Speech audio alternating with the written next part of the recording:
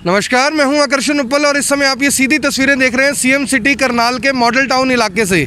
दोस्तों, जैसा कि आप जानते हैं कि हर शहर में मॉडल टाउन का इलाका होता है और मॉडल टाउन में इसी तरह की बड़ी बड़ी कोठियां बनी होती हैं, बंगले बने होते हैं, क्योंकि इसे सबसे ज़्यादा पॉश इलाका माना जाता है। लेकिन अगर ऐसी ही कोठियों के सामने इस तरह की गंदगी देखने को मिले, बदबूदार जो यानी कि गंदगी है वो यहाँ पर हो, आसपास से निकलना लोगों का दूभर हो जाए, जानवर यहाँ पर मुँह मारते फिरे हर समय, और किस तरह से कुछ आप देख सकते हैं कि बायोमेडिकल वेस्ट भी इस इलाके में पड़ा हुआ है। ऐसे में सवाल उठता है कि आखिर सीएम सिटी करनाल के ये हालात क्यों हैं और किसकी बदौलत हैं, जबकि स्वच्छ भारत मिशन के नाम पर हज़ारों करोड़ों रुपया आए साल खर्चा जाता है, या यूं कहें कि बर्बाद किया जाता है। बर्बाद शब्द इसलिए क्योंकि जब उस पैसे को व्यर्थ बहाया जाएगा, उस पैसे का कोई उपयोग नहीं हो पाएगा। तो ऐसे में सवाल उठेंगे कि आखिर करनाल के अंदर ऐसी व्यवस्था का जिम्मेवार कौन है। मैं आपको बता दूं कि नगर निगम करनाल के जो सफाई कर्मचारी हैं, लगभग पिछले 10 से ज़्यादा दिन हो चुके हैं, वो किसी तरह की कोई भी सुविधा नहीं दे पा रहे, क्योंकि नगर निगम करनाल ने जो ठेका था सफाई का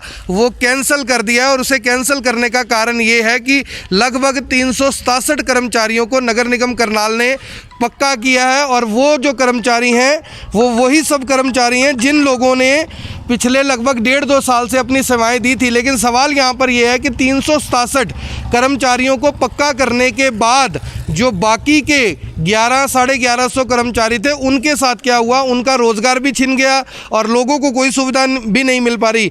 यहीं पर इलाके के जो मौजूद व्यक्ति हैं, कांग्रेस नेता भी हैं, नार सिंह संधू, उनसे बात करते हैं। संधू साहब, आप लोग लगातार संपर्क कर रहे हैं कि किसी तरह की कोई सुविधा नहीं मिल पा रही, करनाल में हज़ारों करोड़ों रुपये सफाई के नाम पर खर्चा जाता है, ठेका कैंसिल कर दिया गया है। क्या लग रहा है आपको कि इस तरह की व्यवस्था क्यों बनाई जा रही है, जबकि अधिकारी सभी करनाल के अच्छे हैं, काम करने वाले, फिर भी लोगों को सुविधा नहीं मिल पा रही? देखिए, कोई भी अगर किसी प्रकार का काम या उसका ठेका ख़त्म होता है तो प्रशासन को चाहिए कि उसकी व्यवस्था पहले से ही सुचारू रूप से बना ली जाए। लेकिन पिछले एक हफ्ता 10 दिन से मॉडल टाउन के अंदर सफाई का वो बुरा हाल है, वो आलम है कि ये तो परमात्मा चलो बरसात बहुत कम करे, अगर जो खूब बरसातें होती तो ये हालात देख लो, आपके सामने है, तो क्या स्थितियाँ होती। ये यहाँ पे नहीं, पूरे मॉडल टाउन में चारों तरफ से घूम के देख लो। मैं मॉडल टाउन की बात कर रहा हूँ कि पूरे शहर में भी है, लेकिन मॉडल टाउन में पोश इलाका है। पोश इलाका होने के बावजूद भी कितनी सुंदर सुंदर टाइलें और सड़कें जो बनाई हुई है, इसका कोई लाभ नहीं है बनाने का, क्योंकि ये सिर्फ लोगों को बीमार करने के लिए, और जो इतने बड़े बड़े कल्पना चावला हॉस्पिटल बनाए हैं लोगों को उसमें एडमिट करने के लिए। तो हमारी यही मांग है कि सरकार से कि सुचारू रूप से सफाई व्यवस्था चली जाए। वैसे तो पिछले कितने ही वर्षों से स्वच्छ अभियान के नाम से हिंदुस्तान के अंदर कितना अरबों रुपया खर्चा जा रहा है।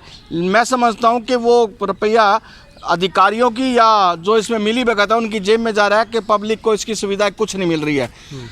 यही हमारी मांग है कि इस सफाई को सुचारू रूप से चलाया जाए, इसकी व्यवस्था बनाई जाए और लोगों को सुविधाएं दी जाए, कि जिससे कि लोगों को भी जैसे ये गाड़ियाँ भी निकल रही हैं, गाड़ियाँ का निकलने से आवाज़ जैसे ही तेज़ होती है, ये उड़ के लोगों के घर में जाता है। तो ये सारा कचरा लोगों के घर में जाने से लोगों को यहाँ पे रहने में बड़ी परेशानी है, कि हम दोबारा से भी काफ़ी बहुत ज़्यादा समय नहीं खड़ा हो जा रहा। आप देख ही रहे हैं कि यहाँ पे क्या व्यवस्था है, इस टाइम खड़े होने की क्या व्यवस्था है कि आदमी खड़ा नहीं है, यहाँ से गुजर भी नहीं सकता, इतनी बुरी स्मेल है इसके अंदर। लोगों के घरों में गंदगी, यानी रोजाना पहले जो सफाई कर्मचारी थे ले जाया करते, तो जो लोगों के घरों में गंद है वो, यानी कुछ दिन तक तो हमें ये सूचना मिली कि लोगों ने कुछ दिन तक तो स्टॉक करके रखा, लेकिन जब बीमारियां बढ़ने का खतरा हो गया, गंदगी ज़्यादा होगी, तो लोगों ने सड़कों पर फेंकना शुरू कर दिया। तो तब से किसी ने उठाया नहीं यहाँ से? नहीं, कोई नहीं। बीच बीच में कभी कोई अरेंजमेंट करके 4-5 दिन के बाद कोई एक आधा अरेंजमेंट छोटा मोटा करके उसमें उठा लेते हैं। जो प्राइवेट लोग भी हैं, अगर उठाना चाहते हैं तो निगम के जो लोग हैं उनको उठाने भी नहीं देते, उनके ऊपर प्लंटी डालते हैं,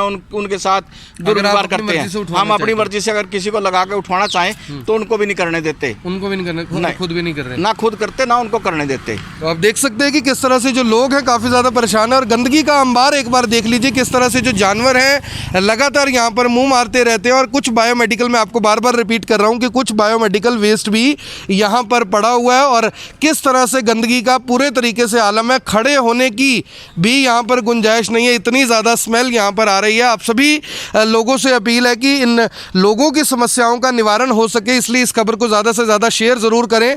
मैं आपको बता दूं कि पूरे करनाल में इस समय सफाई व्यवस्था का बहुत ही ज़्यादा बुरा हाल है। लोग लगातार परेशान हो रहे हैं। कुछ दिन तक लोगों ने जो गंदगी थी वो अपने घरों में रखी, लेकिन फिलहाल यहाँ पर स्थिति बहुत ही ज़्यादा दयनीय है। एक और व्यक्ति हैं हमारे साथ इसी इलाके के। सर, क्या कुछ कहना चाहेंगे? दिक्कत तो काफ़ी ज़्यादा हो रही है, स्मेल भी काफ़ी ज़्यादा आ रही है। यहाँ से 10 दिन से सांस ही लेना बहुत दुर्भर हो रहा है। ना कोई सफाई है, ना कोई आता है, ना कोई जाता है। निकलते हुए भी सांस लेना बहुत दुर्भर हो रहा है। क्या कुछ मांग करेंगे? ये जल्दी से जल्दी सफाई कराई जाए और क्या जल्दी से जल्दी सफाई करवाई जाए। मैं आपको बता दूं कि नगर निगम करनाल के जो यानी कि सैनिटरी इंस्पेक्टर हैं सुरेंद्र चोपड़ा, उनसे एक बार बातचीत कर लेते हैं कि वो इस पूरे मामले पर क्या कहते हैं, क्योंकि उन्हीं की जिम्मेवारी है कि वो जल्द से जल्द यानी कि जो लोगों को सुविधा दे। हालांकि पहले अच्छा काम ज़रूर करते रहे, लेकिन फिलहाल सवाल बहुत ज़्यादा उठ रहे हैं क्योंकि नगर निगम करनाल के जो आयुक्त हैं वो DC करनाल हैं और ऐसे में अगर DC करनाल भी इस पर ध्यान नहीं देते तो काफ़ी ज़्यादा गंभीर विषय है। सुरेंद्र चोपड़ा जी नमस्कार। नमस्कार उपल जी, नमस्कार। कैसे आप? बढ़िया, मैं ठीक हूँ जी। चोपड़ा साहब, पूरे शहर में सफाई व्यवस्था का बहुत बुरा हाल है। इस समय हम मॉडल टाउन इलाके में खड़े हैं और काफ़ी ज़्यादा लोग यहाँ पर खड़े हैं, दिक्कत आ रही है। क्या व्यवस्था क्यों नहीं बन पा रही सफाई की? काफ़ी दिनों से ये हालात है। उपल जी हमने ना अभी क्या है कि शहर के लिए और कुछ ना 100 बंदे निकाले हैं, क्योंकि ना जो नंबर 2 से ना क्वालिफाई बंदे कम हो रहे थे। तो हमने जो नंबर 3 से रात 50 बंदे निकाले हैं, जो नंबर 1 से निकाले हैं 10 बंदे। तो 50 बंदे हमने ना स्पेशल लिफ्टिंग के लिए लगाए हैं, क्योंकि लिफ्टिंग की समस्या बहुत ज्यादा हुई। नहीं सर, दिक्कत कहाँ से शुरू हुई? 1500-1600 सफाई कर्मचारी थे करनाल में, समस्या कहाँ से शुरू हुई? वो ऐसा जी, अभी हमारा ना 31/7/2020 को ठेका खत्म हो गया था। 31/7/2020 को ठेका खत्म हो गया था जी। हाँ, तो उसके बाद ना सरकार के आदेश थे कि भी आगे ना सारे बंदे पालिका रोल पे लेने हैं, A to Z बंदे जी। तो अब पालिका रोल पे लेने के लिए हमने इनके जो उसमें टर्म एंड कंडीशन ये थी कि भी जो बंदा 24/5/18 से 6/9/19 तक लगातार काम कर रहा है उसी को पालिका रोल पे लेना है जी। तो अभी हमने क्या किया, तकरीबन 1000 बंदे जो हमारे पे काम कर रहे थे उनके सबके फार्म हमने इकट्ठे कर रखे हैं। जिस बंदे की पासबुक में जो एंट्री 16 महीने की है, 17 महीने की, उसको हम ड्यूटी पे ले रहे हैं। ये तकरीबन हमारे 370 के करीब बंदे क्वालिफाई हो गए। तो चोपड़ा साहब, व्यवस्था तो सरकार ने कर दी, क्या आपने सरकार को पत्र के माध्यम से, शिकायत के माध्यम से बताया नहीं कि लगभग इतने लोग पात्र बनेंगे और बाकी लोग अगर काम नहीं करते तो लोगों के घरों में दिक्कत काफी आ जाएगी? पत्र का ऐसा जी, हमारे पास पहले दिन का वो कोई ना, क्योंकि डायरेक्ट ही ठेकेदार के पास थे कर्मचारी। जी जी जी। तो किसी के पास 250 बंदे थे, किसी के पास 300 थे, किसी के पास 200 थे, किसी के पास 250 बंदे थे। कब तक ये व्यवस्था सुचारू रूप से चल पड़ेगी? लोगों की समस्या का निवारण कब तक होगा? अगर बीमारियां फैलती हैं तो जिम्मेवार कौन होगा इसका? उपल जी, ये हमारी सोमवार मंगलवार तक स्थिति बिल्कुल ठीक हो जाएगी, क्योंकि आज भी हमारे तकरीबन 70 बंदे क्वालिफाई हुए हैं। वो सारे के सारे जो नंबर 2 में जाएंगे। कल भी हम सफाई व्यवस्था चालू रखेंगे। और अगर सर अगर यही व्यवस्था से जो सड़कों पे अंबार लग गए हैं गंदगी के, वाहन चलते हैं, पॉलीथीन उड़ के घरों में जाते हैं, बदबू बहुत आ रही है, कोई यानी कि बीमारी फैलती है, तो किसकी जिम्मेवारी रहेगी इसकी? उपल जी, इसको ना जल्दी हम कवर कर लें, क्योंकि ना देखो आज मॉडल टाउन इलाके में पहुंचे हैं, आज इसकी कोई व्यवस्था बन पाएगी ठीक होने की? मॉडल टाउन में अभी ना पब्लिक हेल्थ के दफ्तर के बिल्कुल सामने की तस्वीरें हैं। बिल्कुल पब्लिक हेल्थ के दफ्तर के पास भी उपल जी, और एक कल्पना चावला पार्क के पास भी है। अभी 2 ट्रैक्टर ट्रैली और 6 बंदे और एक लोडर है जो हमारा, वो अभी वहाँ ना लगा हुआ है। वो धीरे धीरे सारा का सारा ना अभी 2 घंटे में मॉडल टाउन जितने भी पॉइंट पड़े हैं पूरे के 3-4 पॉइंट है, वो सारे क्लियर हो जाएंगे। धन्यवाद जी, धन्यवाद बहुत बहुत। थैंक यू, नमस्कार। तो ये थे सुरेंद्र चोपड़ा सर, वो कह रहे हैं कि आज इसको ठीक करवा देंगे, कुछ उम्मीद है? अच्छी बात है, ठीक करा देंगे, लेकिन करा देना चाहिए था, पहले ही करा देना चाहिए था। अब आपके माध्यम से जो आपने ये कवरेज किया, आपके माध्यम से अगर वो अब सफाई करा दें तो आपका भी बहुत बहुत धन्यवाद, उनका भी बहुत बहुत धन्यवाद। सफाई करवा दे तो हमारा धन्यवाद, अन्यथा नहीं।